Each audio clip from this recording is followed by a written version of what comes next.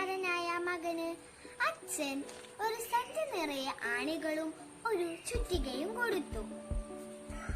ദേഷ്യം തോന്നുമ്പോഴെല്ലാം പിന്നിലെ തടിമതിലിൽ ഓരോ ആണി വീതം നീ അടിക്കണം, അച്ഛൻ പറഞ്ഞു. അവനത് അനുസരിച്ചു. ഇത് പതിവാക്കിയതോടെ കുട്ടിയുടെ ദേഷ്യം പതിയെ പതിയെ കുറഞ്ഞു വന്നു. അങ്ങനെ ഒടുവിൽ അവന് ഒരാണി പോലും തറയ്ക്കേണ്ടി വന്നില്ല. തീരെ ദേഷ്യം തോന്നാത്ത ദിവസങ്ങളിൽ ഓരോ ആണി വീതം ഇലക്കി ഇടിക്കണം. അച്ഛൻ പറഞ്ഞ ഈ കാര്യവും അവൻ അനുസരിച്ചു.